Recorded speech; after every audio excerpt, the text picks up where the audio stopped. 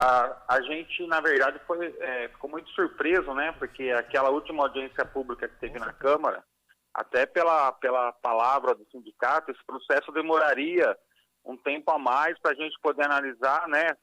Se aprofundar no assunto. E, para nossa surpresa, esse projeto agora vem para o Executivo, veio para a Câmara, para que a gente decida até o início de maio.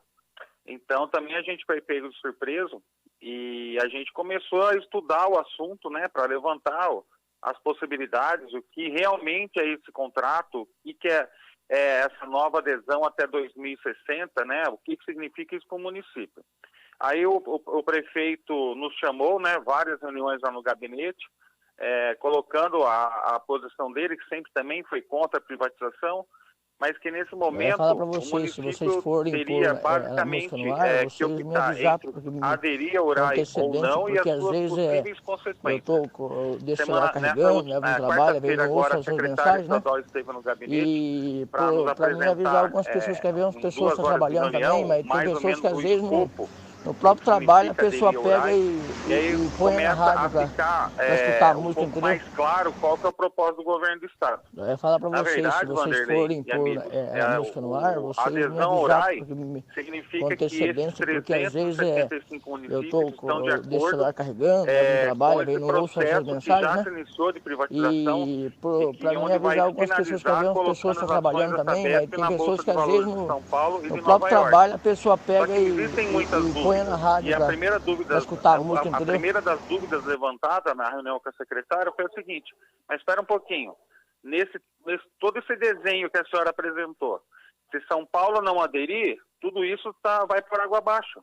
Porque se a gente está aderindo ou vai votar no movimento para não subir a tarifa no município, que é isso que a senhora está apresentando, vai votar para que o subsídio cruzado permaneça, as tarifas continuem abaixo do que deveriam ser, e vai votar numa proposta, numa perspectiva de investimento na ordem de 1,3 bilhões para Botucatu, a gente não tá entendendo, né? Se São Paulo não entrar, como é que a gente vai aprovar a lei na Câmara de Botucatu e São Paulo não aprovou a dele?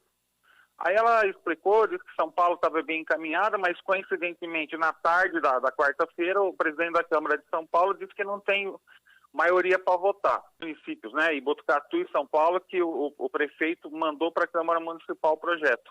Os demais, os prefeitos aderiram sem passar pela Câmara. Então a gente tá muito preocupado com esse movimento. Mais ou menos assim, para vocês entenderem. Se aderir ao URAI, nós vamos ter que estender o contrato nosso até 2060, né, com investimentos que viriam na ordem de 1,3 bilhões, que foi apresentado no cronograma físico-financeiro pela secretária. Porém, São Paulo tem que aderir. Então, São Paulo não aderir, como é que fica? Então, essa resposta não ficou muito clara para nós. Né? Então, por isso que a gente disse a ela, a gente precisa ter certeza até para avançar nos estudos. Porque senão a gente fica na pendência da maior da cidade do Brasil, que representa um grande faturamento, não aderindo. Para nós vereadores, pelo menos, está claro que esse projeto furou. Né? E então, daí a gente perguntou da questão da tarifa, como é que essa tarifa vai ser mantida abaixo do que deveria ser. Daí ela explicou que os dividendos das ações que o Estado vai vender serviriam para subsidiar essa tarifa nesse longo prazo até 2060. Também estamos muito preocupados com o ativo residual, que se fala hoje na ordem de 480 milhões de reais. Se a gente continuasse com o contrato até 2040, cairia para 360 milhões de reais, que esse número, para nós, é um número absurdo. Aí a pergunta nossa também para ela: e se a gente for até 2060, como é que vai amortizar mais 1,3 bilhões? Aí ela disse que essa URAI, na verdade, como é um tipo de um consórcio, então ela pagaria, né, ao longo até 2060 essa amortização para os municípios. Mas realmente é uma questão muito complicada. A gente está preocupado com o prazo, mas também a gente precisa salvaguardar, né, a qualidade do serviço ao cidadão. A gente tem visto exemplos aí de privatizações que são terríveis, né? A própria Enel lá em São Paulo, a gente não cansa de ver na notícia. Então, a situação hoje é essa. Então, no meu entendimento, continuar esses estudos, os debates, mas ficar, como disse o próprio prefeito Pardini, ficar com foco em São Paulo. Não adianta nada a gente ir para discussão tudo, né? A gente vai continuar os estudos, pelo menos é isso que eu penso, né? Que deveria continuar a discussão, e depois também olhar São Paulo, porque São Paulo não aderir, acabou essa proposta, acabou todo esse cenário, porque, segundo a secretária, são 11 cidades superavitárias apenas, que nos fornecem o subsídio cruzado. Se uma delas, que representa 45% desse superávit, não adere, então para nós está finalizado também. Olha, a gente precisa realmente primeiro dar uma olhada nesse contrato que a prefeitura tem com a Sabesp, né? Uma situação que me parece que estão colocando assim até uma faca no pescoço dos prefeitos, para poder fazer adesão a isso.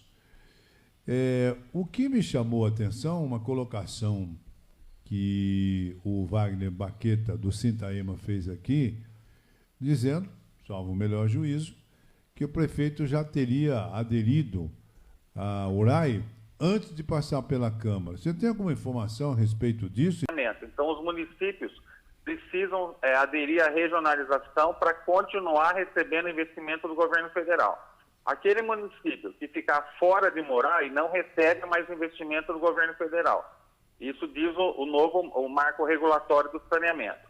O que o governo do Estado, já na administração do Dória, começou a fazer? Ele dividiu o Estado em 4 URAIs. A URAI 1, ele chamou URAI Sabesp, onde estão todos os municípios que a Sabesp presta serviço.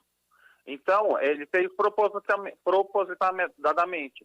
Ele colocou na URAI 1 os municípios que têm Sabesp e nas outras URAIs os municípios que não têm Sabesp. Então, a adesão URAI, ela foi necessária pelo novo marco legal. É que no estado de São Paulo, essa adesão significa agora privatização. Aderir à privatização, à desestatização, como a própria secretária disse.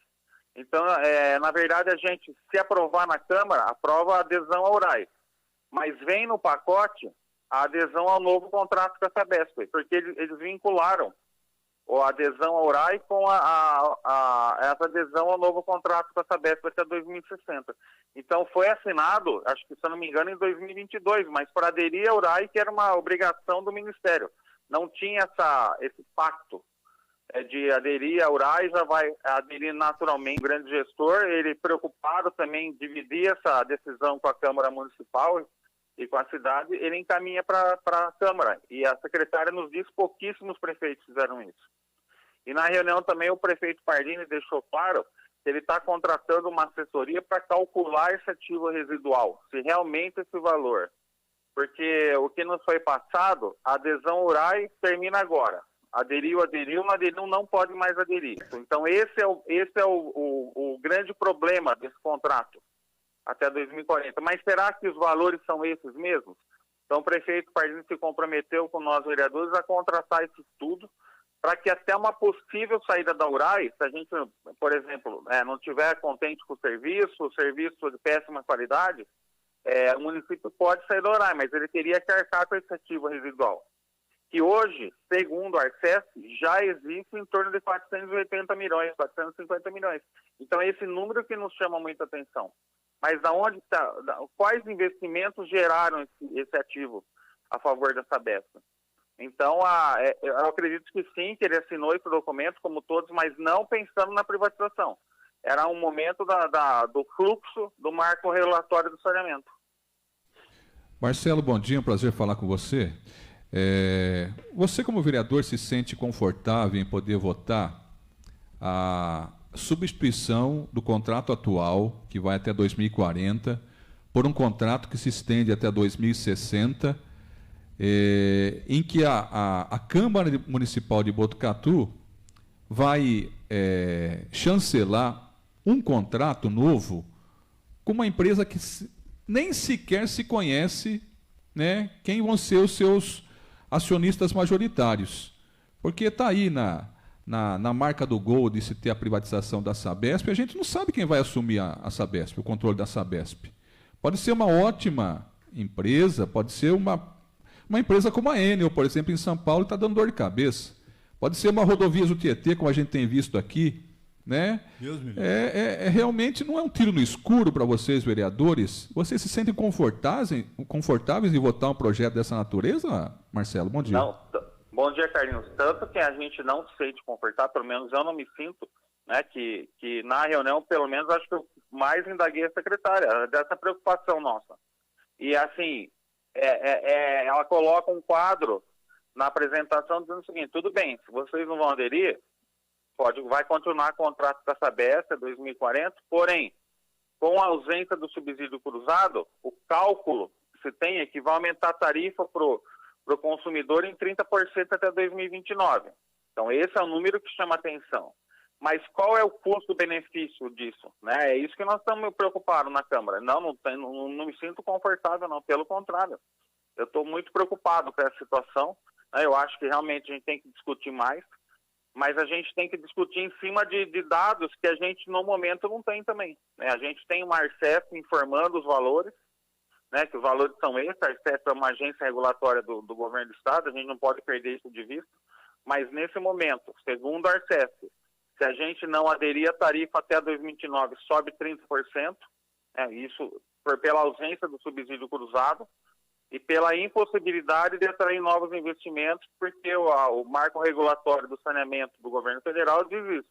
Quem não estiver dentro de um murais, seja ela uma Sabesp ou não vai captar recurso mais do governo federal. Então, realmente, é uma situação que a gente entendia que se iria estender ao longo desse ano para ouvir todas as partes, ouvir mais o sindicato, ouvir especialistas de mercado para a gente tomar decisão. Mas aí chegou na Câmara, tem que aprovar até o final de abril. Se não aprovar, a gente pode ser os políticos que autorizaram o aumento da tarifa de 30% da população. Entendeu? Isso demonstrado pela Arcep e pela secretária.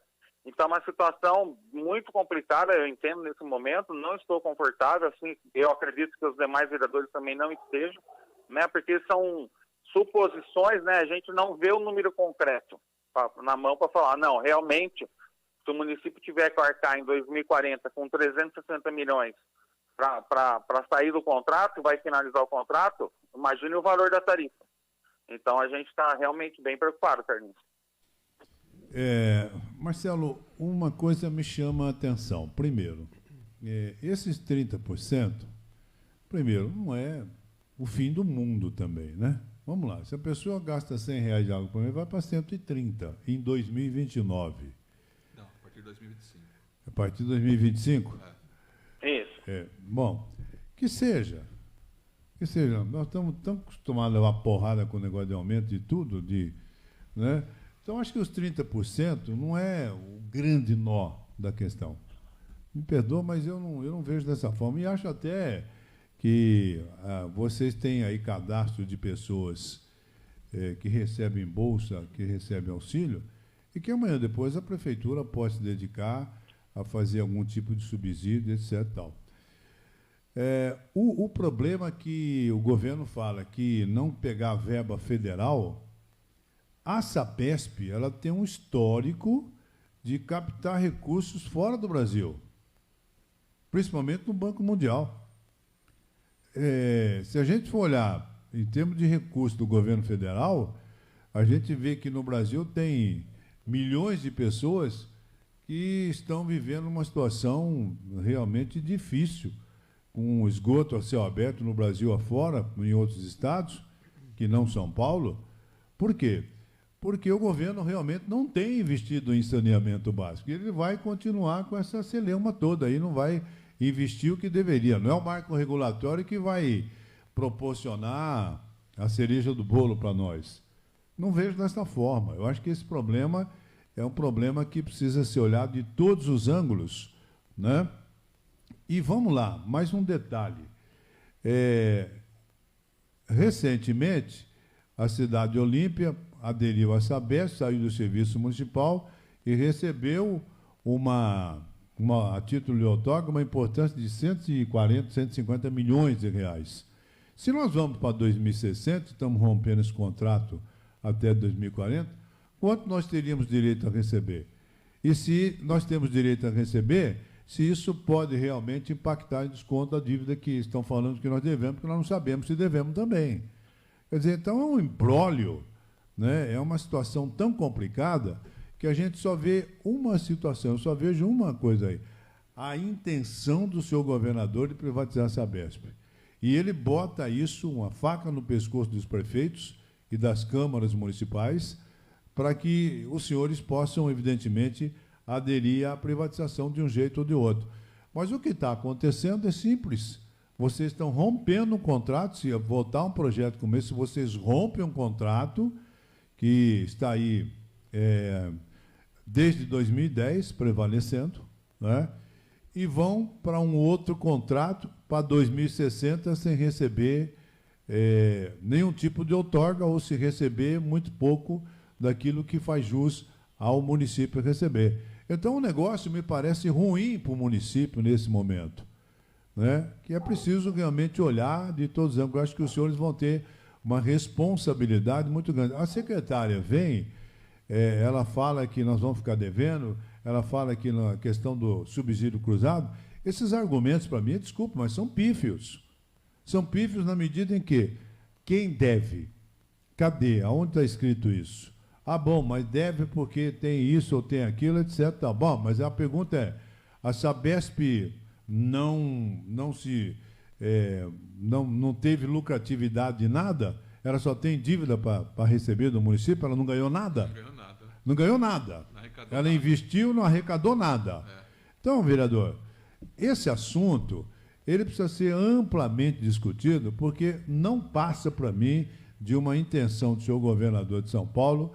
Desde o começo, em campanha, ele já flertava com essa questão da privatização da Sabesp, acenando, evidentemente, a grupos empresariais, a grupos fortes de outros países, né? E que nós, aderindo ao URAI ou não, a hora que privatizar a Sabesp, pode escrever, vai subir muito mais do que 30%. E o serviço vai cair de qualidade. Escreva. E um grande problema é você ter que tomar uma decisão sem ter números, elementos, dados suficientes para isso. Você acreditar apenas nesses números que o Estado, que tem todo interesse na venda da Sabesp e que tem forçado os municípios a tomar essa decisão assim de afogadilho, de maneira muito pobre tem apresentado até agora, né? Falta transparência, né? Faltam elementos suficientes para que os vereadores, de maneira consciente, possam tomar essa decisão. Talvez a grande falha é que quando eu não sei se existe esse instrumento, eu desconheço o contrato atual por completo, mas talvez tivesse que haver um conselho, um órgão, uma comissão, um grupo de trabalho que acompanhasse o cumprimento desse contrato, inclusive com essa questão de amortizações, né? Quem deve para quem, o quanto está sendo investido, o quanto se arrecada com tarifa, para saber. Uma instituição que pode dar alguma luz nessa questão é o Tribunal de Contas. O Tribunal de Contas pode dar uma luz aí, se bem que o Tribunal de Contas é uma casa de repouso de alguns políticos que não se elegeram.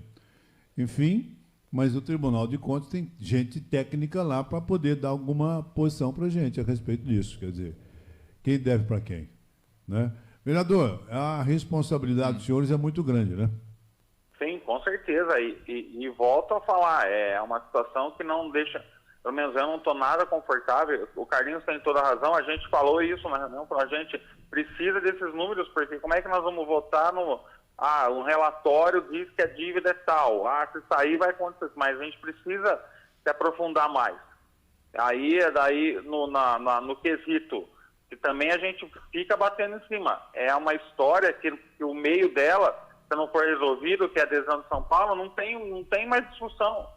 E a Câmara de São Paulo, acabei de ver agora, tem até um pedido de plebiscito tramitando lá, para ver se São Paulo também consegue adiar um pouco esse rito, né, do que foi imposto há um mês atrás, nem um mês, né, foi da última audiência nossa, acho que foi em 12 de março, De lá para cá, a gente então achando que esse ano a gente ia ter como base para discutir, buscar relatórios, Tribunal de Contas, Artesp, etc., para ter subsídios para decidir. Não, tem que decidir até o final de abril. Então, eu não estou nada confortável, eu estou pesquisando, estou buscando ver se eu encontro alguma coisa mais substancial para ter em mãos. Isso eu acho que a maioria dos vereadores pensa como eu. Entendeu? E era preciso ter um grupo de trabalho ampliado. O prefeito disse, na ocasião da audiência pública, que quando eu entrevistei ao final do evento, se não seria o caso de se criar um grupo de trabalho para se discutir, levantar esses dados mais profundamente, ampliar essa discussão. Ele falou que esse grupo de trabalho já existe na prefeitura há alguns meses, né? Mas acho que não é uma discussão que tem característica de um governo, é do município. É do município. Né? Tem que envolver a Câmara, tem que envolver especialistas na área de saneamento, outras pessoas, sei lá, advogados, consultores especializados, ampliar um pouco, para que a gente possa fornecer os subsídios necessários para que os vereadores possam, de maneira absolutamente consciente, decidirem, porque vocês estão numa enrascada, viu, Marcelo? Sim, com certeza, com certeza. É uma grande enrascada, né, Carlinhos? Porque você tem, como você disse, a gente não tem na mão nada que possa embasar e que possa ampliar a discussão.